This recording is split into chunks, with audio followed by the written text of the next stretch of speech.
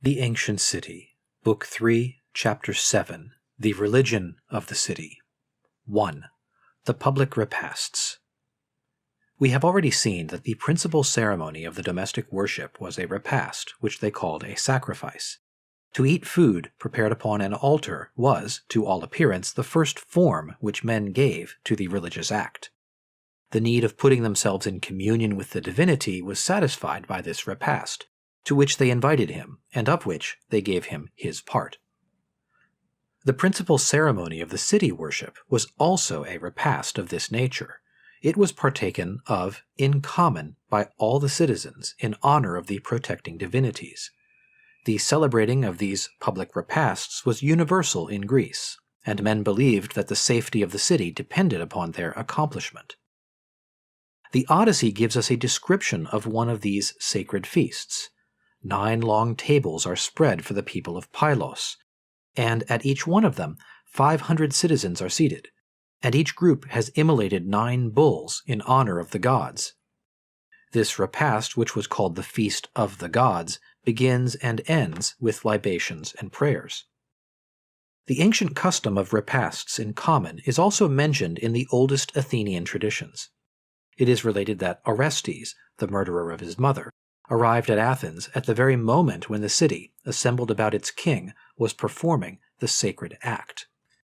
The public meals of Sparta are well known, but the idea which men ordinarily entertain of them is very far from the truth. They imagine the Spartans living and eating always in common, as if private life had not been known among them. We know, on the contrary, from ancient authors, that the Spartans often took their meals in their own houses, in the midst of their families. The public meals took place twice a month, without reckoning holidays.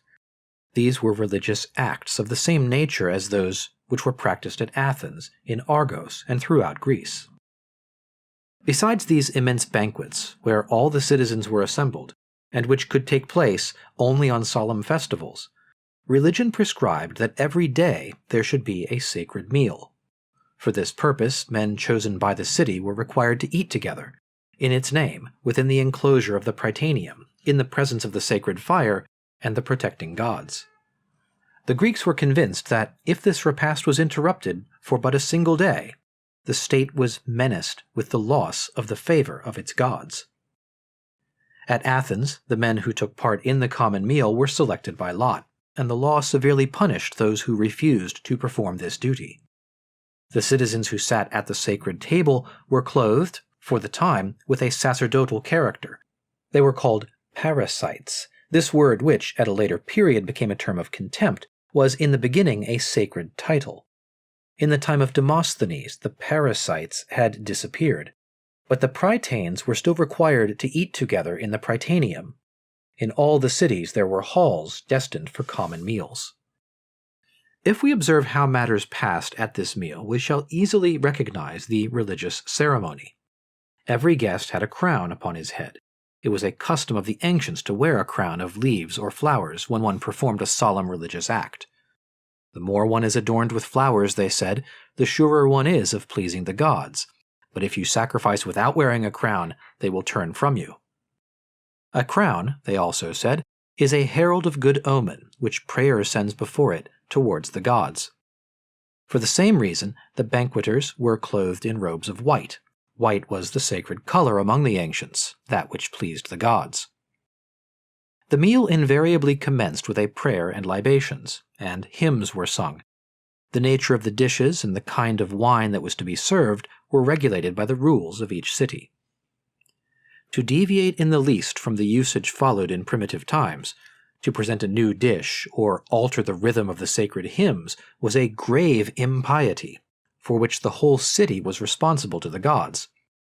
Religion even went so far as to fix the nature of the vessels that ought to be employed, both for the cooking of the food and for the service of the table.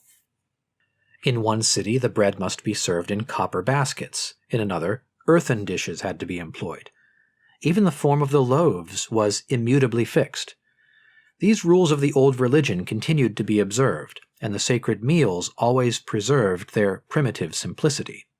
Creeds, manners, social condition all changed, but these meals remained unchangeable, for the Greeks were very scrupulous observers of their national religion.